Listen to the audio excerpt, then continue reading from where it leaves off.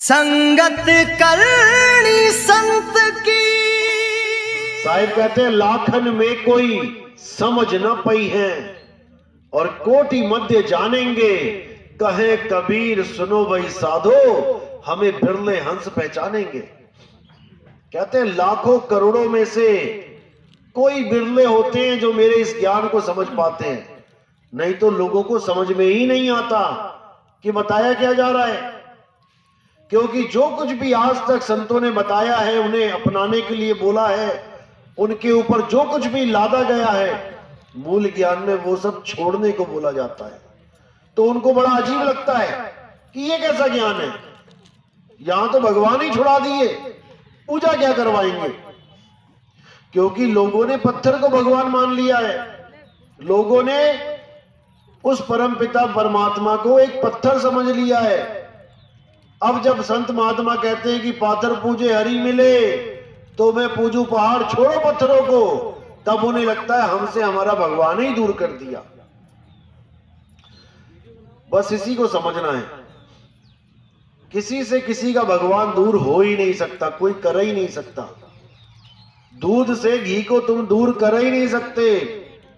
जब दूध से घी बनाओगे तो दूध दूध रहेगा ही नहीं, फिर घी ही घी होगा, अलग नहीं हो सकते। लेकिन समझ में नहीं आ रहा। अब सबसे बड़ा जो भेद है वो ये है कि हमें परमात्मा का तब तक पता नहीं लग सकता जब तक हमारे जीवन में कोई गुरु ना आ जाए।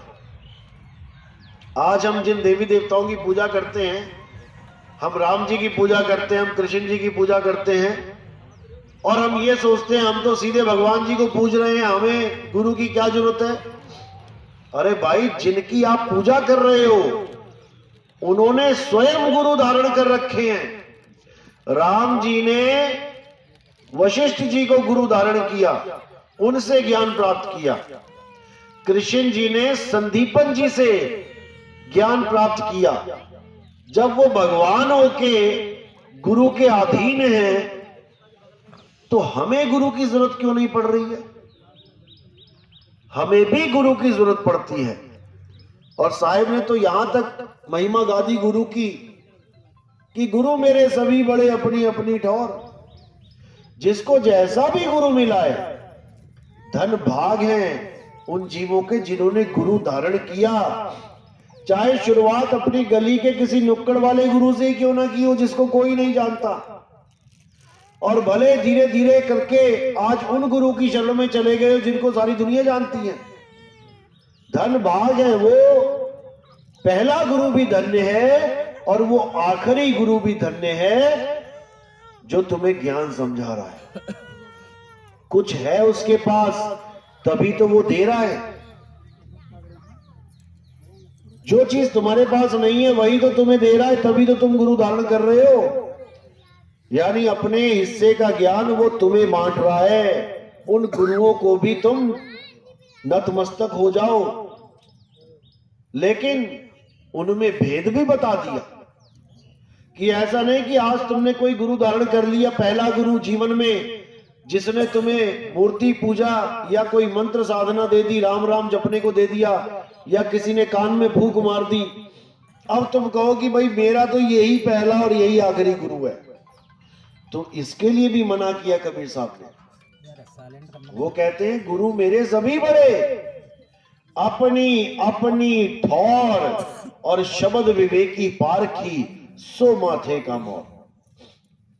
सारे गुरु मेरे लिए पूजनीय हैं क्योंकि कुछ ना कुछ हमें दे रहे हैं, लेकिन मैंने आगे से आगे बढ़ते जाना है। क्योंकि जो असली नाम है, असली गुरु का शब्द है, जब तक मुझे वो नहीं मिल गया तब तक मेरी ये यात्रा रुकनी नहीं चाहिए। अगर मेरी यात्रा पहले गुरु पे ही अटक गई कि गुरु बदलना तो पाप होता है, मैं नहीं बदलूंगा, तो समझ जाना कि तुम ज्ञान से नहीं, एक चमड़ी से प्यार कर बैठे हो। एक चमड़ी को गुरु मान बैठे हो, शरीर को गुरु मान बैठे हो। शरीर गुरु नहीं होता, गुरु ज्ञान होता है। ABCD पढ़ाने वाले कितने ही गुरु चले गए इस दुनिया से, आज भी वो ज्ञान बच्चों को दिया जा रहा है। तो ज्ञान कौन है? गुरु है कि शरीर है? ज्ञान ज्ञान है, गुरु ज्ञान है। शरीर कोई भी होए जो तुम्हें ज्ञान दे रहा है, आएगा जाएगा आएगा जाएगा, लेकिन ज्ञान अटल है। कोई भी गुरु आके ना तो 25 शब्द बना पाया अक्षर, और ना ही 27 बना पाया। अंग्रेजी के 26 के 26 हैं। तो इसी को समझना है। हम अटक जाते हैं देह में। हम किसी भी गुरु के पास जाते हैं, हम क्या सुन के जाते हैं? हम उसका ज्ञान सुन के जाते हैं। हम मैच करके जाते हैं, वेदों में पुराणों में क्या लिखा है और गुरुजी क्या बता रहे हैं, बिल्कुल सही है, हमें उस गुरु को धारण करना चाहिए। पहुंच गए गुरु के पास, नाम ले लिया, लेकिन जब उससे आगे का ज्ञान मिला तब हम अटक जाते हैं। नहीं नहीं नहीं, मैं गुरु नहीं त्यागूंगा। अब गुरु देह कैसे हो गई? पिछला गुरु छोड़ के, पिछले देवी देवता छोड़ के आप जब आगे बढ़े, तब आपने एक बार भी नहीं सोचा कि मैं पिछले गुरु को छोड़ रहा हूं, मुझे पाप लगेगा, मैं गुरुद्रोही हो जाऊंगा। तब तो कभी ना सोचा। लेकिन अब अगर उस गुरु को छोड़ने की बारी आती है, तो उन्हीं के जितने भी मेंबर हैं वो सब आपको गुरुद्रोही कह के भरमाना शुरू कर देते हैं। उनसे पूछो, गुरुद्रोही तो मैं तब नहीं था क्या, जब पिछले गुरु को छोड़ के तुम्हारे पास आया? तब तो तुमने कहा ये पुण्यकर्मी जीव है। अब इस ज्ञान से आगे का ज्ञान जब मुझे मिल रहा है और मैं इस गुरु को छोड़ के आगे जा रहा हूं, तो सब मुझे गुरुद्रोही कहने लग गए। ऐसा नहीं है। आप ज्ञान के पुजारी हैं। बचपन से लेके आज तक आप ज्ञान के ही पीछे चले हैं। ये गुरुओं के पीछे जो इतनी लंबी लंबी लाइनें दिखाई दे रही हैं, ये किसी शरीर के पीछे नहीं है, ये ज्ञान को सुन के वहां जुड़े हैं। और जो शरीर के पीछे जुड़ा है उसको अभी पता ही नहीं है कि ज्ञान होता क्या। तो साहिब ने कहा, देही को सतगुरु कहे, और यह है धूधर ज्ञान, 4 दाग आवे नहीं, वाको सतगुरु जान। जो 4 दाग से न्यारा है उसको सतगुरु जानो। 4 दाग क्या है? वो 4 दाग नहीं है कि अग्नि में जलाना, मिट्टी में गाड़ना, पानी में बहाना, हवा में लटकाना, ये 4 दाग नहीं है। 4 दाग हैं गर्भ में आना, पहला दाग। भोजन करना, बच्चा पैदा होता है भोजन करता है, ये दूसरा दाग। कबीर साहब जब आए थे 12-15 दिन दूध नहीं पिया था, तब उनकी मां को, जो मुंह बोली मां थी, उनको चिंता हो गई कि कहीं ये बच्चा मर ना जाए। तो उनको तसल्ली देने के लिए एक कुंवारी गाय का दूध निकलवा के साहिब ने लीला करी पीने की। पिया नहीं था, उनको जरूरत नहीं है इसकी। तो दूसरा दाग है भोजन करना, क्योंकि भोजन किसका कर रहे हो? अरे जीवों का ही कर रहे हो। आलू प्याज दालें जीव हैं, इसमें जीव जीव को ही खा रहा है, भक्षण कर रहा है, शरीर शरीर को खा रहा है, ये दूसरा दाग है। परमात्मा जब आता है वो ये दाग नहीं लगवाता, वो किसी जीव को नहीं भक्षण करता। तो पहला दाग गर्भ में आना, दूसरा दाग भोजन करना, तीसरा दाग काम वासना में लिप्त हो जाना, भोग विलास करना, और चौथा दाग मृत्यु को प्राप्त हो जाना, लाश छोड़ के जाना। ये चारों दाग से न्यारे केवल एक ही गुरु हैं, और वो बंदी छोड़ कबीर साहब हैं। 4 दाग से सतगुरु न्यारे अजरो अमर शरीर, और कोई गाड्डे कोई अग्नि जरावे, ढूंढ न पायो शरीर, जपो रे मन केवल नाम कबीर। अब कोई ऐसा गुरु आ जाए जो बिना गर्भ के आया है? कोई ऐसा गुरु हो जो कहे कि मैं लाश छोड़ के नहीं जाऊंगा? देख लेते हैं। ऐसा कोई गुरु नहीं है, केवल एक ही गुरु है, वो बंदी छोड़ कबीर है। लेकिन वो कभी भनक भी नहीं लगने देते किसी को कि मैं परमात्मा हूं। वो तो ऐसे दास बन के बैठ जाते हैं जैसे मुझसे भूला कोई है ही नहीं, और अपनी मशीन चलाते रहते हैं कपड़ा बुनने की, खड्डी। तो इसी लीला को करते हुए कबीर साहब ने गुरु की महिमा भी गाई और गुरुओं को लताड़ा भी। जिस गुरु से भरम ना मिटे, भ्रांति जीव की ना जाए, सो गुरु झूठा जान के त्यागत देर न लगाए। गुरु को त्यागने की भी बात कर रहे हैं। आज सारे गुरु केवल महिमा महिमा गा रहे हैं। 1000 गुरु बैठा है तो 1000 गुरु क्या कह रहा है कि कबीर साहब कहते हैं गुरु बड़े गोविंद से मन में देख विचार। खुद को गोविंद से बड़ा बनाने में हर गुरु लगा है। लेकिन कबीर साहब ये भी कह रहे हैं जिस गुरु से भरम ना मिटे भ्रांति जीव की ना जाए सो गुरु झूठा जान के त्यागत देर ना लगाए। ये क्यों नहीं बोलता कोई? ये कोई नहीं बोलेगा क्योंकि ऐसा बोलने से सवाल जवाब निकलते हैं। खड़े हो जाएंगे शिष्य सवाल जवाब करने के लिए, परीक्षा लेने के लिए। लेकिन कोई गुरु नहीं चाहता कि मेरी परीक्षा हो। इसलिए ना तो कभी वो किसी को अपना फोन नंबर देता है कि कोई सवाल मुझसे पूछ लिया और मुझे जवाब ना आया और रिकॉर्डिंग वायरल हो गई तो लोग कहेंगे लो गुरु जी को ही नहीं पता। कोई गुरु आज तक किसी को नंबर नहीं दिया होगा। एक भी गुरु बता दो जिसने कभी नंबर दिया हो। जितने भी ये बड़े बड़े गुरु बैठे हैं एक भी नंबर नहीं देता, एक भी सवाल जवाब सेशन नहीं चलवाता लाइव। सब रिकॉर्डिंग चलवाते हैं। जिसमें फंस जाते हैं वो रिकॉर्डिंग कट करवा देते हैं।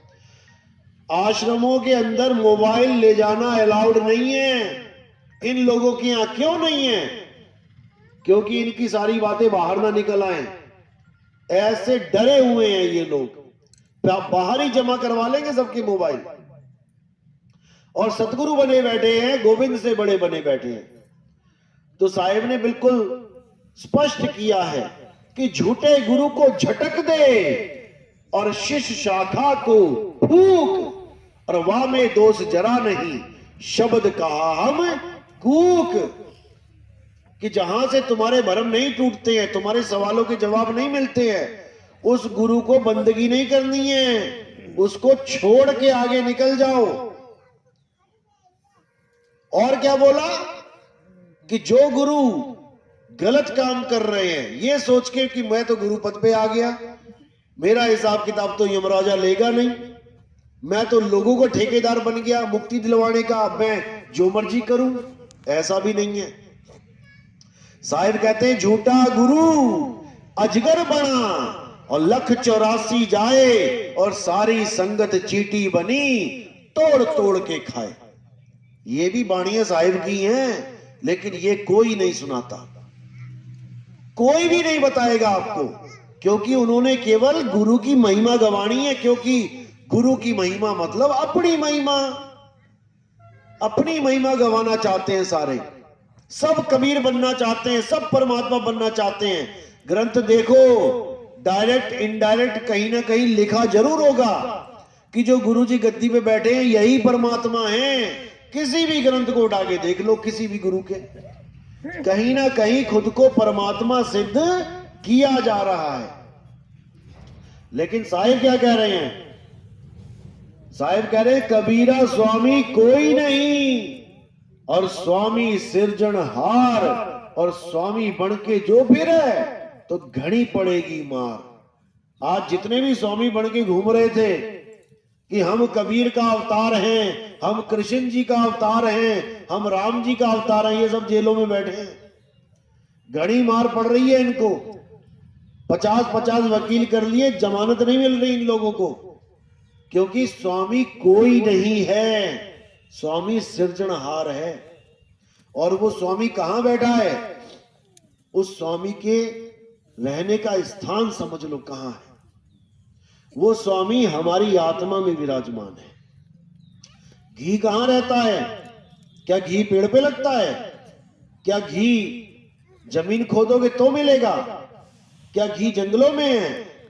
घी कहां पे है? दूध में घी छुपा है। जैसे दूध में घी छुपा है, ऐसे ही परमात्मा हमारी आत्मा में छुपा है। इसको ग्रंथ साहब में बोला गया कि आत्म माही राम और राम में ही आत्म, चीनस गुरमुख विचारे। कि परमात्मा हमारी आत्मा से जुदा नहीं है भाई। खुद को खोजो तो खुदा मिलेगा, खुद को पाओ तो परमात्मा मिलेगा। लेकिन हमें खुद का ही आभास नहीं हो रहा कि मैं हूं क्या, क्योंकि हम अपने आप को शरीर मान बैठे हैं। जब तक हम अपने आप को ये शरीर माने बैठे हैं तब तक हमें केवल मिट्टी का आभास होगा। देखो, छू के देखो, हाथ क्या है? मिट्टी है। मिट्टी को एक चमड़ी का रूप दे दिया है। यही चमड़ी तुम दबा दो 10 दिन, मिट्टी में मिट्टी मिल जाएगी। जब लाश दबा देते हैं नमक डाल के तो मिट्टी मिट्टी में मिल जाती है, केवल हड्डी का ढांचा मिलता है। 1 साल बाद लाश कहां गई? मिट्टी कहां गई? चमड़ी कहां गई? मिट्टी में मिल गई। अब हम अपने आप को मिट्टी मान बैठे कि मैं तो आदमी हूं, मैं तो औरत हूं। अब आदमी और औरत क्या है? केवल मिट्टी है, कपड़े हैं ये। किसके? जीवात्मा के। गीता में बताया गया ना, हे अर्जुन, तू और मैं शरीर नहीं है, तुम और मैं आत्मा हैं। शरीरों का तो जन्म होता है, शरीरों की मृत्यु हो जाती है, लेकिन ऐसा कोई समय नहीं था। अध्याय दूसरे की बात चल रही है ये। ऐसा कोई समय नहीं था जब मैं, तुम या ये राजा महाराजा नहीं थे, और ऐसा कोई समय नहीं आएगा जब तू, मैं और ये राजा महाराजा नहीं होंगे। तो कौन से स्वरूप की बात हो रही है यहां पे? आत्म स्वरूप की। क्योंकि देह स्वरूप तो आएगा और जाएगा। सतयुग में युधिष्ठिर नहीं था, सतयुग में शकुनी मामा नहीं था, सतयुग में द्रोणाचार्य नहीं था, त्रेता में कृष्ण जी नहीं थे, और द्वापर में हरिश्चंद्र जैसे नहीं थे, क्योंकि वो सतयुग में हुए। तो ये कौन से स्वरूप की बात चल रही है? जो सदा था, सदा है, सदा रहेगा। ये आत्म स्वरूप की बात है, जो हमारा निज स्वरूप है। लेकिन हम आत्मा को ना जानने के कारण हम अपने आप को आदमी और औरत मान बैठे हैं। अभी कहूंगा भाई आदमी लोग हाथ खड़ा करो तो सारे आदमी हाथ खड़ा करेंगे, और कहूंगा औरतें हाथ खड़ा करो तो सारी औरतें हाथ खड़ा करेंगी। क्योंकि हमने अपने आपस में भेद प्रकट कर दिया है कि मैं आदमी हूं, ये औरत है। तात्विक रूप से देखो कि जो मेरे अंदर तत्व हैं वही औरत के अंदर भी हैं। 5 तत्वों से शरीर बनाए, आसमान यानी आकाश, वायु, अग्नि, जल, पृथ्वी मेरे अंदर विराजमान है। तो क्या औरत के अंदर नहीं है? आकाश आकाश एक सा, वायु वायु एक सी, जल जल एक सा, अग्नि अग्नि एक सी, धरती धरती एक सी। अलग कैसे कर दिया?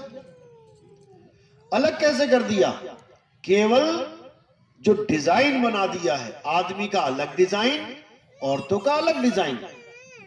जैसे कपड़े लेने जाते हैं हम लोग, आदमी की जीन्स की डिजाइन अलग, लड़कियों की जीन्स का डिजाइन अलग, आदमियों की जैकेट अलग, औरतों की जैकेट अलग, आदमी का चश्मा अलग, औरतों का चश्मा अलग, जेंट्स का पर्स अलग, लेडीज का पर्स अलग।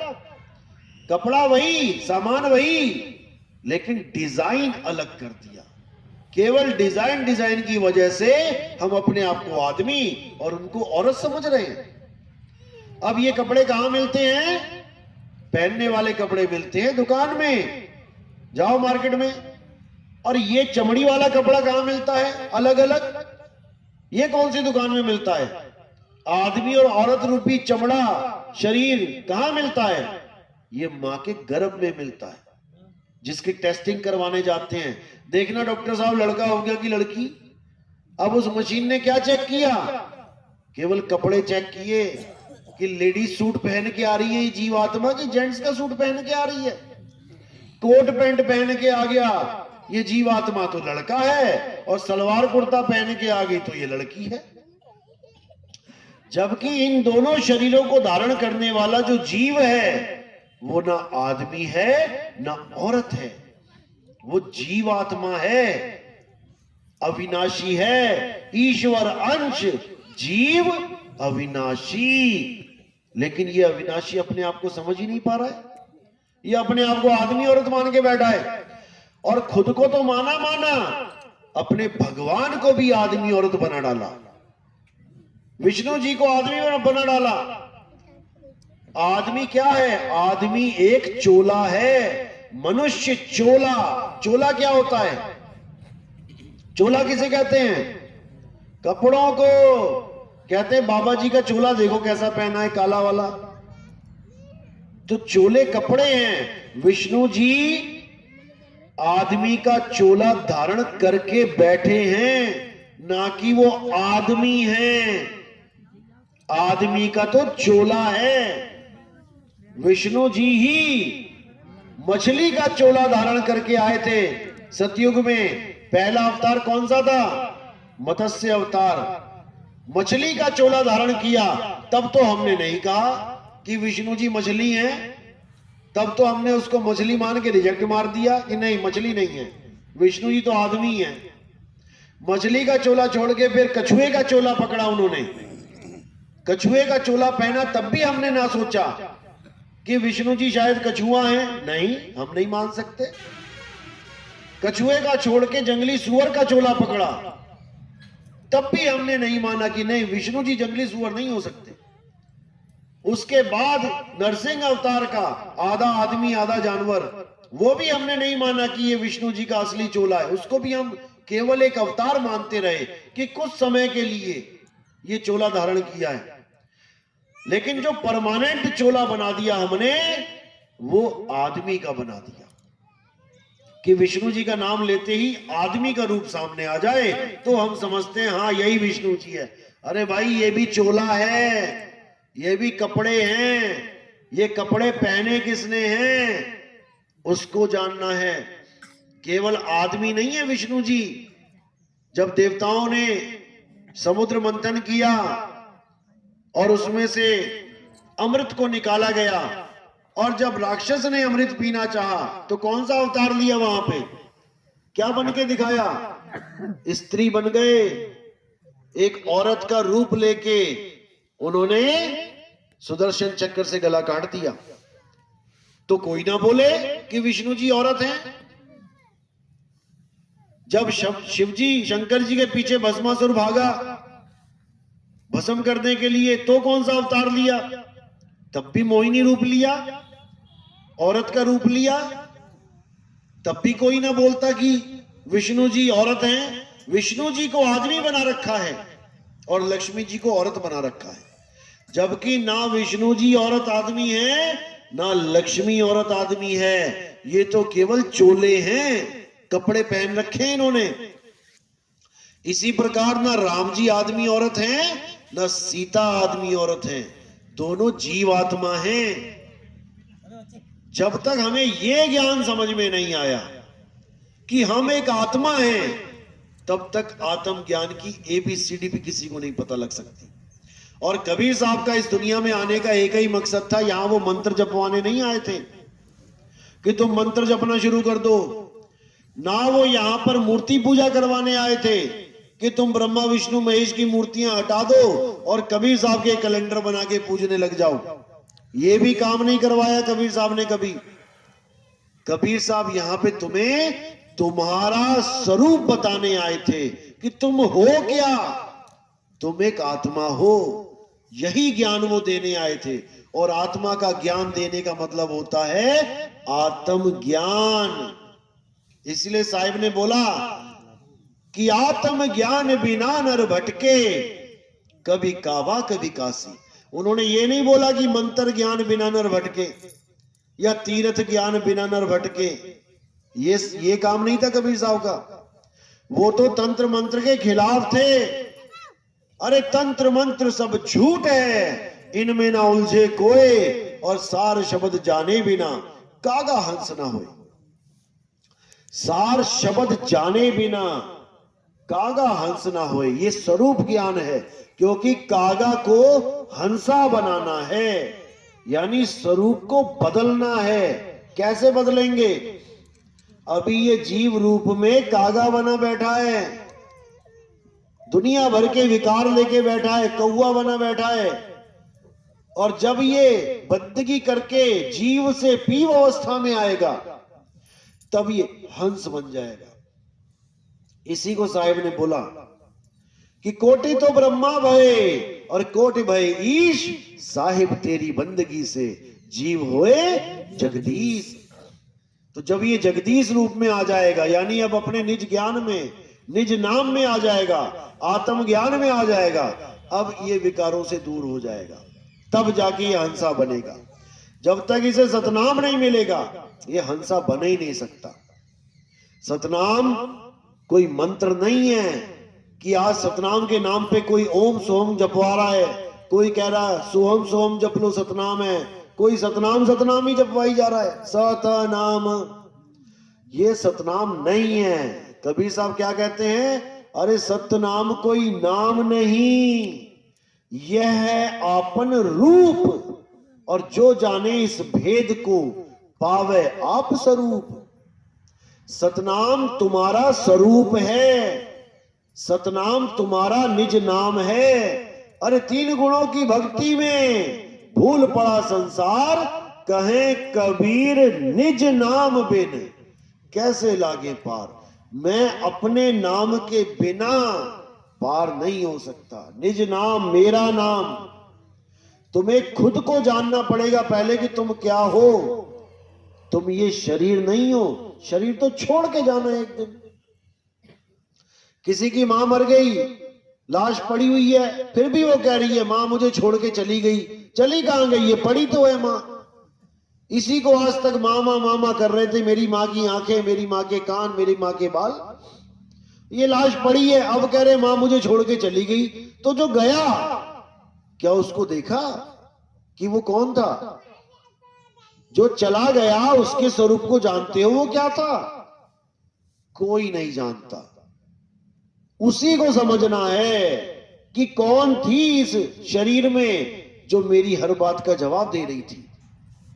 कौन था इस शरीर में जो मेरी हर बात को सुन रहा था, समझ रहा था, मुझे सलाह दे रहा था। मैं सोच रहा था ये शरीर बोल रहा है, शरीर तो ये पड़ा है, तो बोलनहार तो कोई और था जो चला गया। इसी को साहिब ने बोला, अरे चाम के महल में बोलता राम है, तू राम और चाम को चीन भाई।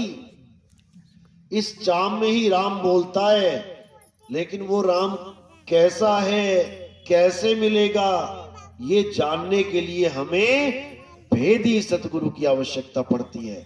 जपी तपी सन्यासी की नहीं। हम गलती से जपी तपी सन्यासियों को गुरु मान बैठे हैं, जबकि ये गुरु नहीं है। जपी क्या करेगा? खुद भी नाम जपता है, तुम्हें भी जपवा देगा। तो साहिब कह रहे हैं नाम है जप में सारा ज्ञान फेल। तपी क्या करेगा? खुद भी एक टांग पे खड़ा है, तुम्हें भी एक टांग पे खड़ा करवा देगा। जाओ बेटा शरीर को कष्ट दो, तब परमात्मा मिलेगा। और गीता क्या कहती है कि जो व्रत तक करते हैं, व्रत को खंडन कर रखा है, वो भी राक्षस जूनी के लोग हैं जो गलती से इंसान चोले में आ गए। व्रत का भी खंडन कर रखा है गीता में कि जो अपने शरीर को कष्ट देते हैं वो परमात्मा के प्यारे नहीं हो सकते। तो यहां तक बोल दिया। तो जपी तपी और सन्यासी, इन तीनों को गुरु मानने वाले जितने भी शिष्य हैं, ये कभी परमात्मा को प्राप्त नहीं कर सकते। हाँ, ये जरूर बन जाएंगे जपी तपी सन्यासी। कोई हाथ में माला लेके घूम रहा है, 108 मंत्र पूरे कर लूं, इतनी माला फेर लूं, और साहिब क्या कह रहे हैं? अरे माला तो कर में फिरे और जीव फिरे मुख माही, और मनवा दसहु दिसी फिरे, ये तो सिमरन नाही। तो कहां चली गई तुम्हारी माला? जो कबीर साहब ने मना किया, इन नकली कबीर पंथियों ने वही चीज पकड़ा दी।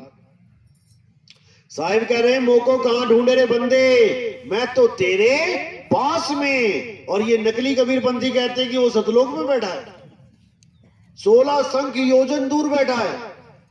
और साहिब चीख चीख के कह रहे हैं मैं तो तेरे पास में हूं। अब इनसे पूछो भैया पास कौन सी जगह है, तो कभी ना बता पाएंगे ये लोग, क्योंकि इनको पास का पता ही नहीं है कि पास होता क्या है। कितनी पास है परमात्मा? अरे ज्यों तिलमाही तेल है और ज्यों चकमक में आग, तेरा साईं तुझ में है, जाग सके तो जाग। अब बताओ कौन से सतलोक में कुर्सी लगा के बैठा है वो? सतलोक का मतलब होता है हमारा निज स्वरूप, आत्म स्वरूप, जो सत्य है, जिसका कभी कोई नाश नहीं कर सकता। गीता में भी बताया गया, लेकिन इनको मोतियाबिंद हुआ पड़ा है, इनको दिखता ही नहीं है। वहां साफ बोला, हे अर्जुन, इस दुनिया में दो प्रकार के तत्व हैं, एक है असत्य और एक है सत्य। असत तो सब शरीरों को जानो, जो आते हैं जाते हैं, बनते हैं बिगड़ते हैं, लेकिन जो सत्य है वो कभी आता जाता नहीं है, वो बनता बिगड़ता नहीं है। ये सत्य आत्मा है, बिल्कुल क्लियर लिखा है। और ये सत्य जो है अचल है, ये चलता नहीं है। अध्याय 2 24वां श्लोक, हे अर्जुन, आत्मा अचल है। जीव को आत्मा मत मान लेना गलती से। जीव आत्मा अलग है, वो चलता है, लेकिन आत्मदेव वो कभी नहीं चलता। लोगों को समझ में नहीं आ रहा, गीता पढ़ने वालों को, कि वहां पर जीव अलग है और आत्मा अलग है, दोनों को एक ही बना के बैठे हुए हैं, इसीलिए नहीं समझ पाते। तो साफ बोला है कि आत्मा अचल है, और ये जीव वहां तक कैसे जाए? विहंगम चाल से जाएगा। गरीबदास जी कहते हैं, और आप लोग सुनते भी होंगे, सतगुरु के लक्षण कहूं अचल विहंगम चाल, और हम अमरापुर ले गए ज्ञान सबद सरघाल। कि जब मुझे गुरु मिला, सतगुरु मिला, तो उसके लक्षण बताता हूं मैं तुम्हें क्या होते हैं। वो ये नहीं होता कि पहले गुदा चक्र से शुरुआत करी, फिर स्वाद चक्र में लेके आया, फिर नाभि तक लेके आया, फिर हृदय में लेके गया। ये लक्षण नहीं है कि ऐसा गुरु मिल गया, पहले नाभि में चलना है, नाभि से अकल कला में लेके जाएगा, त्रिकुटी से 4 उंगल ऊपर, फिर और आगे लेके जाएगा। ये वो नहीं है, ये सब भरमजाल वाले हैं। क्योंकि वहां पर केवल और केवल विहंगम चाल से जाया जा सकता है, यानी निराधार भक्ति। संतों सार शब्द निराधारा, जो सार शब्द है यानी जो परमात्मा है वो निराधार है, वो किसी के आधार पे नहीं है। जैसे आपकी छत दीवारों के आधार पे है, दीवारें हटा दो छत गिर पड़ेगी। ऐसे नहीं है वो कि पौड़ी पौड़ी पौड़ी चढ़ के तुम आसमान पे इस पे चढ़ जाओ छत पे। वहां तो विहंगम चाल से जाते हैं, पक्षी की तरह। पक्षी कभी किसी का सहारा लेके नहीं जाता, वो सीधा विहंगम चाल पकड़ता है। इसी को साहिब ने बोला है कि बहुत से गुरु मिलेंगे तुम्हें जगत में, कोई नाभि पे ध्यान लगवा के कहेगा कि यहां से तुम्हारी शुरुआत होगी, धीरे धीरे करके आगे बढ़ोगे।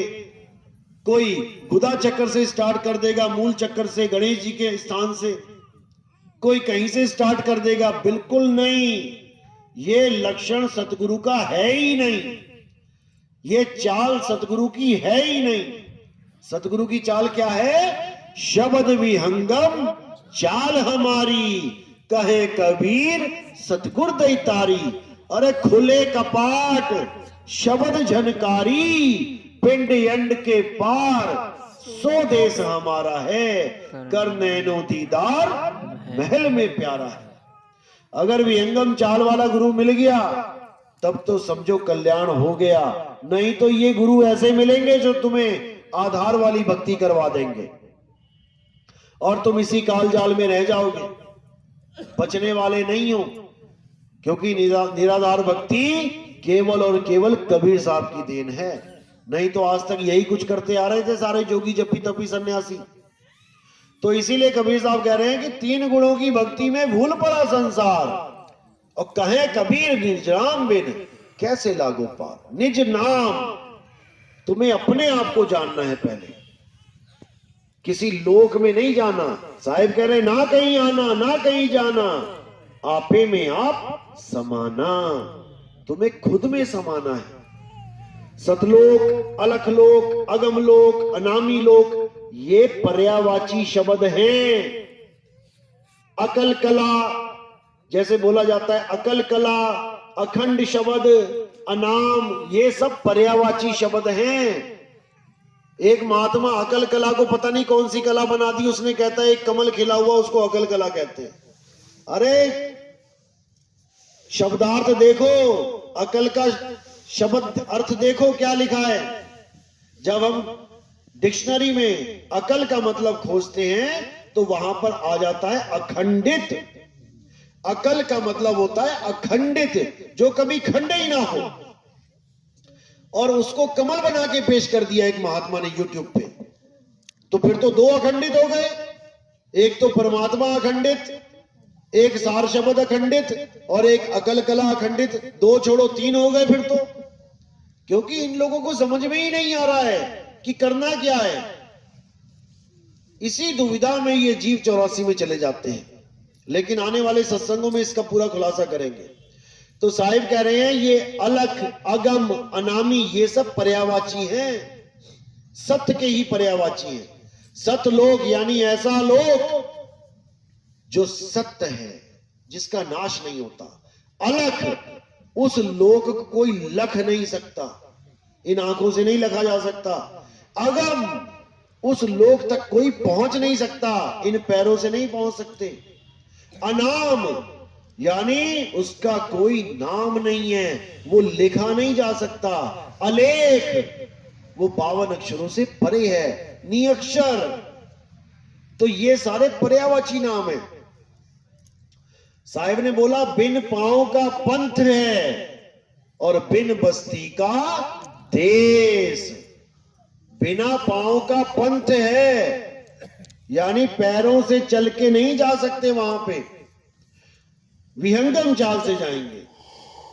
बिन बस्ती का देश, ऐसा नहीं है कि वहां कोई बस्ती है, कि हमारे वहां पे घर है, मकान है, हम जैसे यहां पे मकान बना के रहते हैं हम वहां पर भी रहेंगे। एक महाराज जी कहते हैं हमारे क्वार्टर है वहां पे खाली पड़े हुए हैं, तुम लोग यहां रहने आ गए। चलो वहां पर सोने की सड़कें हैं, हीरे जवाहरात पन्ने हैं, हर घर के आगे एक यान खड़ा है, वायुयान। यहां तो चलाना साइकिल ना आती हमें, और वहां वायुयान चलाएंगे जाके। ऐसा भरमा दिया हम लोगों को केवल वाणियां पढ़ पढ़ के। वाणियां कहती कुछ हैं और उसका अर्थ कुछ होता है। दो प्रकार के अर्थ निकलते हैं, एक तो शब्दार्थ होता है जो शब्द का अर्थ, और एक भावार्थ होता है कि उस वाणी का भाव क्या है। शब्दार्थ में उलझ गए सारे, क्योंकि उस भाव तक पहुंच ही नहीं पा रहे हैं। बिना अनुभव के उस भाव तक कोई पहुंच ही नहीं सकता। इसीलिए कबीर साहब ने हर चीज का निबेड़ा कर रखा है। एक सुई जितनी भी कसर नहीं छोड़ी उन्होंने अपनी वाणियों में। परमात्मा के 16 पुत्र बताए, बिल्कुल सटीक बताए, लेकिन अज्ञानी जीव समझ ही नहीं पाया। उनको आदमी बना के बैठ गया कि काल भगवान ने कुरुम का सिर फोड़ दिया। बच्चे थे क्या? बच्चे हैं जो लड़ते हैं आपस में, सिर फोड़ दिया। और अविनाशी परमात्मा अविनाशी तत्व का बनाए अपने बच्चों को। जब सिर ही फूट गया तो अविनाशी तत्व कहां से रहा वो? अभी तो मिट्टी भी नहीं बनी, अभी तो 5 तत्व का शरीर भी नहीं बना, पहले ही फोड़ा फाड़ी चालू हो गई। तो उस अविनाशी तत्व का हम क्या करेंगे जिसका शरीर फट जाए? ये कौन सी कहानी सुना रहा हूं मैं, पता है ना? किस किस को पता, हाथ खड़े करो। हाँ, ये वो कहानी सुना रहा हूं मैं जिसको कुरुम बना दिया इन्होंने आदमी, जबकि कुरुम नाम होता है संस्कृत में कछुए का। विष्णु जी का दूसरा अवतार कुरुम अवतार है। कबीर साहब ने पहला पुत्र कुरुम क्यों बनाया? क्योंकि कुरुम के पास एक गुण होता है, कछुए के पास एक गुण है। क्या गुण है कछुए के पास? कछुए के पास सिमटने का गुण है और फैलने का गुण है, यानी विस्तार भी कर सकता है और अपने आप को सिमटा भी सकता है। ये सूरत का गुण है हमारा, ये गुण है। सूरत कितनी भी विस्तार कर सकती है। मैं अकेला था, आज देखो कितना विस्तार हो गया। कोई बच्चा पैदा हुआ अकेला था, धीरे धीरे बड़ा हुआ, शादी हो गई, 1 से 2 हो गए, 2 से कहीं मुसलमान है तो 12 बच्चे कर दिए, हिंदू है तो 2 बच्चे कर लिए, विस्तार हो गया।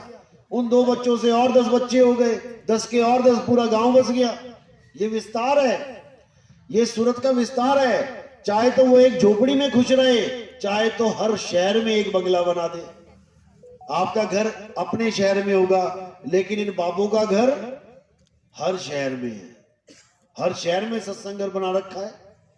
ये विस्तार है, जितना मर्जी विस्तार करो, जितना मर्जी सिकुड़ जाओ। तो पहला गुण परमात्मा ने कौन सा है? पहला पुत्र कुरुम। कुरुम के बाद ही सारे हैं। और देखो गुण है ये कोई पुत्र नहीं है। कुरुम के बाद ज्ञान है, उसके बाद अचिंत है, यानी ये अचिंत, ये चिंता मुक्त है, इसको मरने का डर नहीं है। दया है, सील है, संतोष है, ये सारे गुण हैं परमात्मा के। 16 पुत्र नहीं है, ये गुण हैं आत्मा के। और सूरत के द्वारा विस्तार करती है, सूरत के द्वारा इसको संकुचित करती है। तो ये सारे कोड लगे हुए हैं। ये भावों को पकड़ना है, शब्दों को नहीं पकड़ना है। शब्दार्थ अलग है, भावार्थ अलग है। इसी प्रकार कबीर साहब की पूरी वाणी भावार्थों से भरी पड़ी है। और जो उसको शब्दार्थ करके गाएगा, साहिब क्या कहते हैं? मेरी गाई गाएगा, 3 लोक में धक्के खाएगा, और मेरी वाणी बूझेगा, सतलोक को सूझेगा। जो मेरी वाणी को बूझेगा, यानी साहिब ने ऐसा बोला तो क्यों बोला, वो असली चीज को सूझेगा।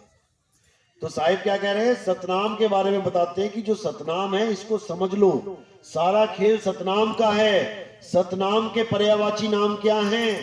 सार नाम, सार शब्द, अकह नाम, अडोल नाम, अचिंत नाम, निज नाम, ये सारे सतनाम के पर्यायवाची हैं। ऐसा नहीं है कि आज तुम्हें सतनाम मिलेगा, फिर सार नाम मिलेगा, फिर सार शब्द मिलेगा, फिर अकह नाम मिलेगा, फिर अबोल नाम मिलेगा, फिर नी अक्षर नाम मिलेगा, फिर तो इसी खिचड़ी में पक जाओगे तुम लोग। एक ही परमात्मा के सारे नाम हैं। तो कबीर सागर खोलो और पहली लाइन पढ़ो। बिल्कुल निबेड़ा कर दिया साहिब ने पहली लाइन में। क्या बोला?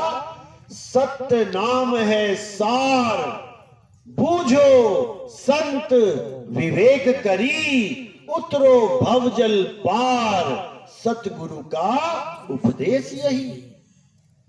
कि सतनाम है सार, सतनाम ही सार है। क्या है सार? 2 ही प्रकार के तत्व हैं, एक सार, एक असार। तो साहिब कह रहे सतगुरु ऐसा चाहिए जैसा सूप सुहाए, और सार सार तो कहीं रहे, थोथा दे उड़ाए। 2 ही तत्व हैं यहां पे, एक सार, एक असार। असार में ये सारे संसार के नाशवान तत्व आ जाते हैं, और सार में क्या आता है? आत्मदेव। आत्मा ही सार है, उसी आत्मा को जानना है। तो सत्य नाम है सार।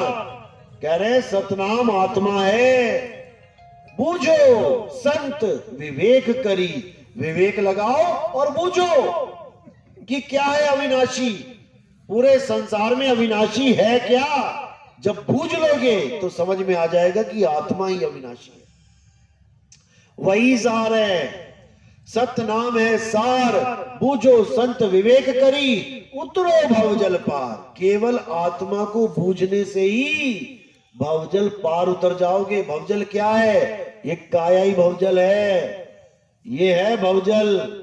भवजल में उल्टा लटकते हैं ना, तो ये तत्व तत्व में उल्टा लटकता है।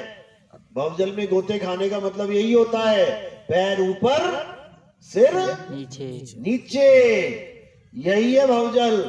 साधु सिद्ध त्रिदेव आदि सब इन 5 नामों में अटके, मुद्रा साध रहे घट भीतर, फिर औने मुंह लटके, यही है भवजल। लेकिन किसी को समझ में नहीं आ रहा। भवजल से पार तब होंगे जब काया से न्यारा नाम मिल जाएगा, जब देह से न्यारा ज्ञान मिल जाएगा।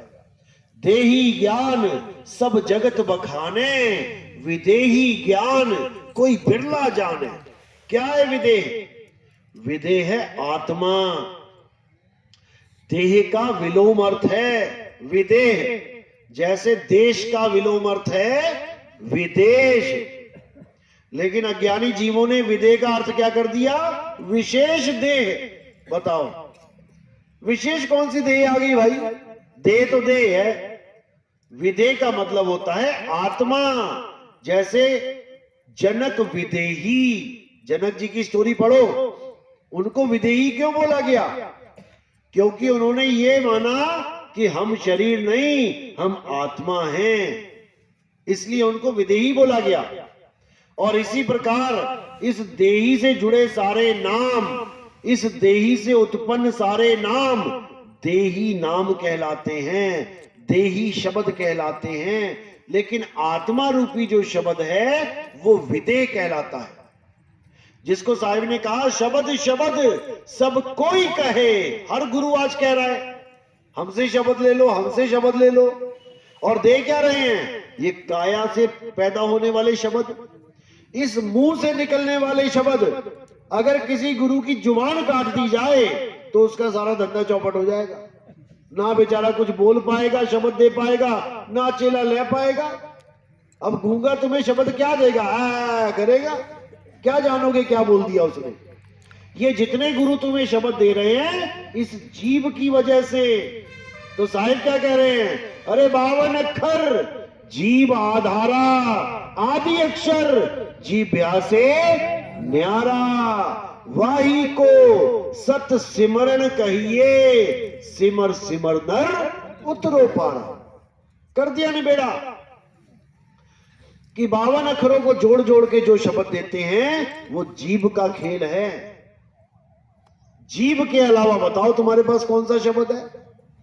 तो साहिब कह रहे हैं होठ कंठ लागे नहीं, जीवा नहीं उच्चार, और गुप्त वस्तु जो लखे सो निज हंस हमार। एक बहरा भी तुम्हें भूली हुई वस्तु की तरफ इशारा कर सकता है। तुम्हारा पर्स गिर गया बस में, तुम ढूंढ रहे हो कहां है, सामने गूंगा बैठा है, वो इशारा कर देगा नीचे देख, उंगली का इशारा देखती तुम्हें ज्ञान हो जाएगा बिना बोले, क्योंकि वहां पे वस्तु का खेल है सारा। हमारी वस्तु खोई हुई है, कोई नाम मंत्र नहीं खो गए, भूल गए तुम कोई मंत्र। वस्तु कहीं ढूंढे कहीं, कैसे लागे हाथ, और गुप्त वस्तु तब मिले, भेदी लीजे साथ। भेदी लीना साथ में, दीनी वस्तु लखाए। अरे कोटि जन्म का पंथ था, पल में पहुंचा जाए। उस वस्तु का लखाव कराने वाला गुरु हमें मिल गया तो समझो पल में पता लग जाएगा कि परमात्मा है कहां, जो हमारे पास है। लेकिन वो है कहां? काया में नहीं है, नहीं प्राण में। लोग प्राणों में ढूंढ रहे हैं परमात्मा को कि श्वासों में परमात्मा छुपा हुआ है। अरे नहीं प्राण में, नहीं पिंड में, इस काया में भी नहीं है। इस काया में तो जीव है जिसके कारण ये काया चल रही है, परमात्मा की वजह से नहीं, जीव की वजह से। कह रहे नहीं प्राण में, नहीं पिंड में, और ना ब्रह्मांड आकाश में। कई लोग आकाश में दिखा देते हैं परमात्मा को, दो हाथ खोल खोल के, एक हाथ ऊपर किया एक नीचे किया, बीच में गैप दिखा दिया, वैक्यूम, उसी को कह दिया यही परमात्मा है। और लाखों करोड़ों लोग मान के भी बैठ गए कि यही परमात्मा है। हैरानी होती है।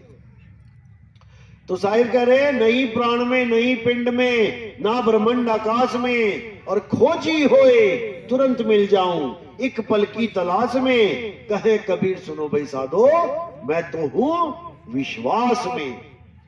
यानी गुरु के द्वारा जब तुमने पूरा ज्ञान समझ लिया, वाणियों से मैच करा लिया कि हमारा रास्ता सही है कि नहीं, उसके बाद तुमने कुछ विचार नहीं करना है। रास्ता सही है, मंजिल मिलेगी, आज नहीं तो कल मिलेगी। बस तुम लगातार चलते चले जाओ।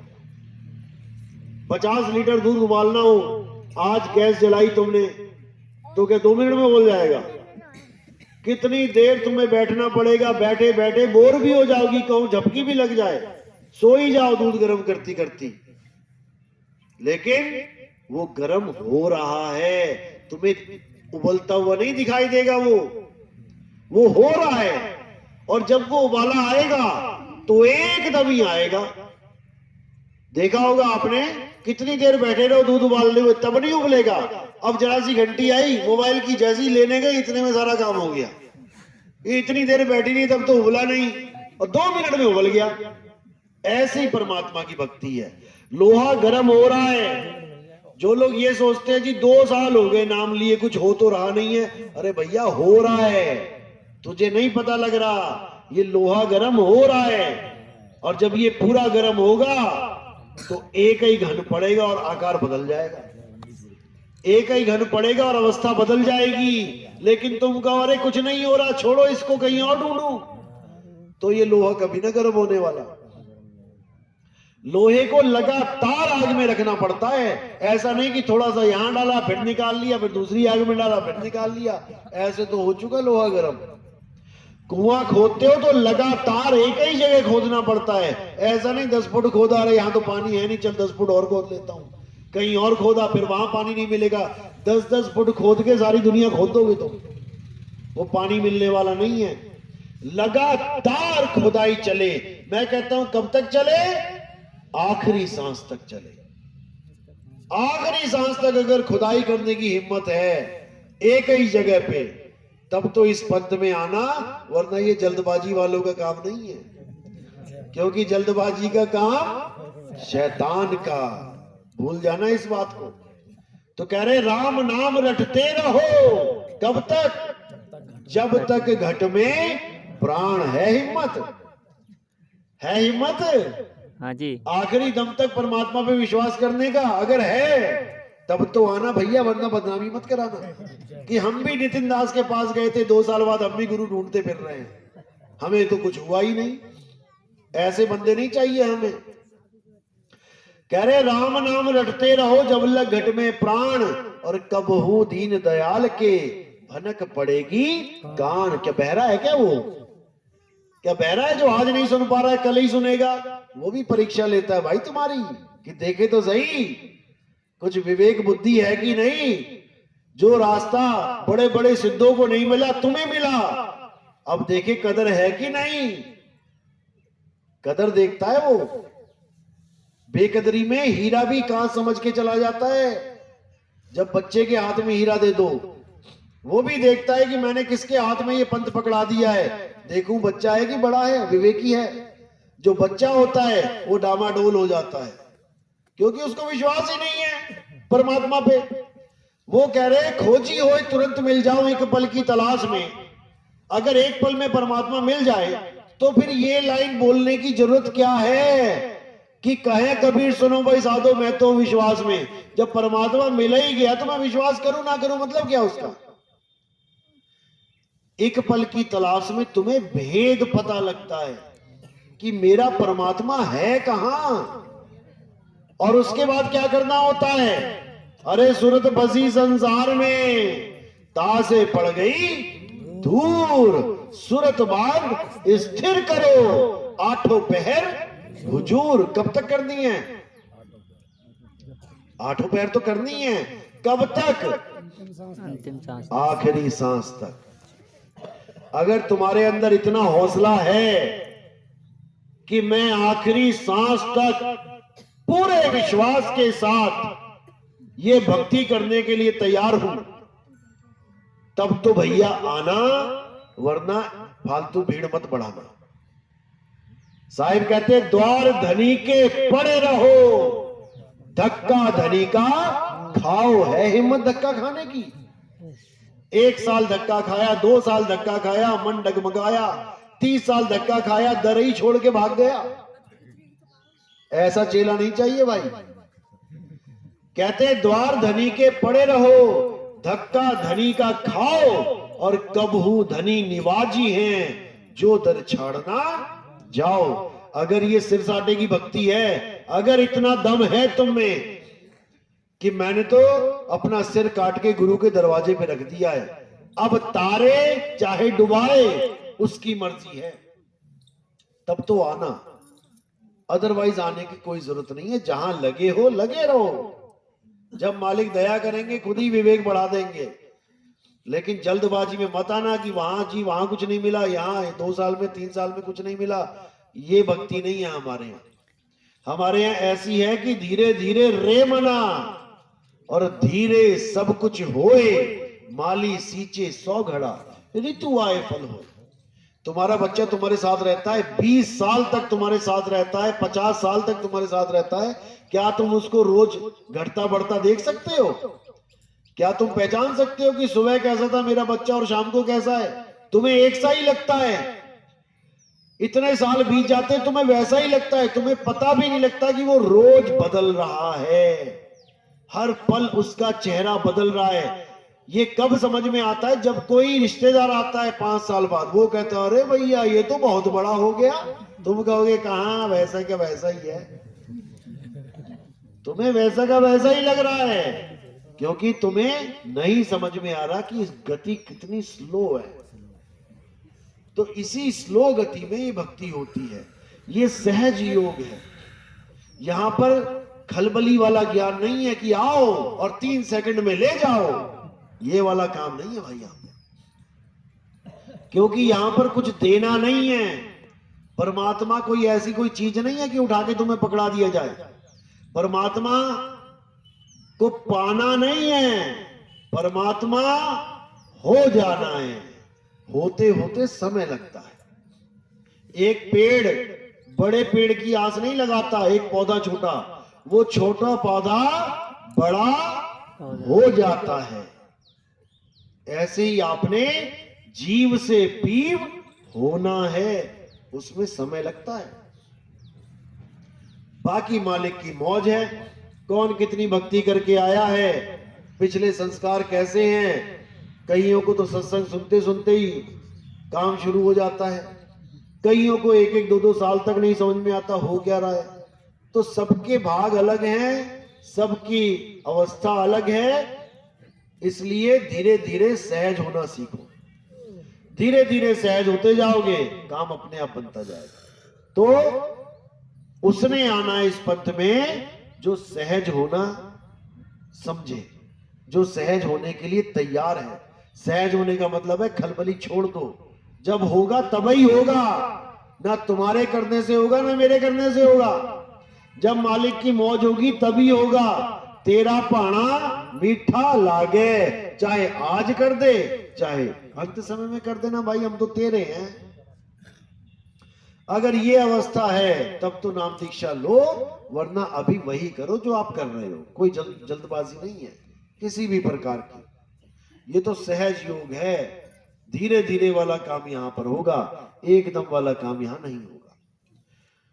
तो आज का सत्संग यही समाप्त करते हैं। कोई सवाल है किसी भगत का?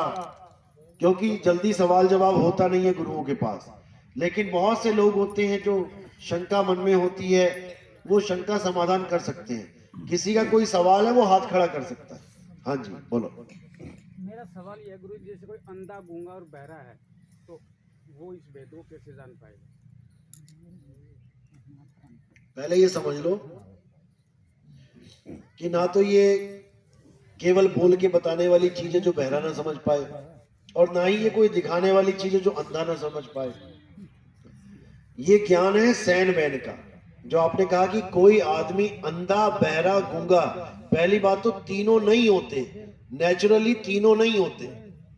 एक्सीडेंट से हो सकता है, किसी का एक्सीडेंट हो जाए, यानी जो बहरा था वो गूंगा तो 100% होगा। अगर कोई बच्चा बहरा है जिसके आपने चुटकी बजाई कान के आसपास और वो नहीं हिल रहा है, तो समझ जाओ वो बहरा है। वो यानी कोई रिएक्शन नहीं दे रहा है तो वो बहरा है। जो बहरा होगा वो 100% गूंगा होगा, भले उसकी जीभ भी सही है, गला भी सही है, सब कुछ सही है। क्यों गूंगा होगा? कारण क्या है? अक्षर ज्ञान नहीं समझ पाएगा। हम अपने बच्चों को अक्षर ज्ञान देते हैं, बेटा बोलो पापा मामी, वो भेद समझ रहा है कि पापा और मामी में भेद है। किसके द्वारा समझ रहा है? कान की इंद्री के द्वारा। लेकिन बहरा ये सुन ही नहीं पाएगा कि पापा बोला कि मामी बोला कि नानी बोला, इसलिए उसकी एक ही आवाज रहेगी आ। जितने गूंगे होते हैं सब ऐसे ही बोलते हैं। तो ये जो ज्ञान है ये वस्तु का ज्ञान है। फिर समझ लो, यहां पे नाम नहीं दे दूंगा मैं कि कैसे देते हैं। क्या बहरा मार्केट से कोई वस्तु नहीं लाता? क्या अंधा कोई वस्तु नहीं लाता? सब कुछ लाता है। जब वस्तु का ज्ञान आ गया तो वो सब कुछ कर सकता है। जहां पे मंत्रों का ज्ञान आ गया, बहरा क्या सुनेगा? फेल हो गए मंत्र। जहां कोई दिखाने की बात आ गई कि गुरु के चेहरे को देखो ऐसा ही परमात्मा मिलेगा, तो जब वो देखा ही नहीं सकता तो फिर वहां कैसे देखेगा? फेल हो गया। इंद्रिय ज्ञान फेल हो जाएगा, लेकिन सैन ज्ञान फेल नहीं होगा। सैन होता है इशारा, और इशारा केवल एक तरह से नहीं दिया जाता। इशारा सामने वाले को देख के दिया जाता है कि कैसे दिया जाएगा। अंधों का इशारा कोई और है। अंधा क्या कहता है? जब कोई आएगा तो चुटकी बजा देना। अंधों का इशारा और है, बहरों का इशारा और है। बहरों के लिए न्यूज चलती है, टीवी में एक न्यूज देखी ना, वो ऐसे ऐसे ऐसे ऐसे, वो तुम लोग ना समझ पाओगे कि क्या बोल रहा है वो, और बहरा पूरी इस बात समझ रहा है। तो सबका ज्ञान अलग अलग तरह का होता है। जब कोई अंधा बहरा आता है तो उसको हम जो ज्ञान देते हैं अलग तरीके से देते हैं। एक आम आदमी को अलग तरीके से मिलेगा, अंधे बहरे को अलग तरीके से मिलेगा। मिलना वही है, सैन वही चलेगी। वो जब मिलता है तब समझ में आता है। चलो, और कोई सवाल? कोई भी मन में सवाल हो पूछ सकते हो। आपके एक सवाल से हजारों लाखों लोगों को जवाब मिल जाता है। कोई भक्ति के ऊपर, पुरानी भक्ति करते थे, उसमें कोई सवाल है? आप पूछो, कोई सवाल आप पूछो, पूछो। पुराने हो साहब, जो बताया गया है कि बूंद समाई समुद्र में, हाँ, सबको क्या बात है। और समुद्र समाना बूंद में जानब बिरला कोई। बिल्कुल, ये इशारा कहां की तरफ है? देखो, कहते बूंद समाना समुद्र में जानते हैं सब कोई। यानी अभी कोई कहे कि भाई बारिश हो रही है और सारी बूंदें समुद्र में समा गई, समझ में आ जाता है कि हाँ ठीक है, छोटी छोटी बूंदें थी, बड़े से समुद्र में समा गई। अब साहिब कह रहे समुद्र समाना बूंद में और बूझे बिरला कोई। अब ये क्या कहानी चल पड़ी? समुद्र बूंद में कैसे समाएगा? ये है आत्मज्ञान की तरफ इशारा। तुम्हारी आत्मा में वो पूर्ण परमात्मा बसता है। बूंद रूपी आत्मा में पूरा परमात्मा समा गया। इसको अनुभव के द्वारा जाना जाता है, अनुभव के द्वारा। तो ये वाणी यहां संकेत करती है कि परमात्मा को ढूंढने के लिए बूंद को कहीं जाने की जरूरत नहीं है। उस बूंद में ही परमात्मा बैठा है। बस उस बूंद का तुम्हें पता तो लगे कि वो है कहां। खुद का पता नहीं लग रहा है और सारी दुनिया का पता लेके बैठे हो। बालाजी वहां है और सिद्ध मंदिर वहां है और वो वहां है, वो वहां है, सारी दुनिया का पता करके बैठे हो, लेकिन खुद की आत्मा का पता नहीं। इसीलिए मंदिर, मस्जिद, गुरुद्वारे और मक्का मदीना वालों को कबीर साहब ने भटकती हुई आत्मा बोल दिया। आत्म ज्ञान बिना नर भटके। वो तो जा रहे हैं श्रद्धा से तीर्थ यात्रा पूरी करने, और कबीर साहब कह रहे हैं कहां जा रहे हो? भटकने। क्योंकि जिस हरि को तुम पाना चाहते हो, जिस माता को तुम पाना चाहते हो, जिस देवी देवताओं को तुम पाना चाहते हो, वो तुम्हारे घट में विराजमान है। कैसे विराजमान है अभी खुलासा करते हैं।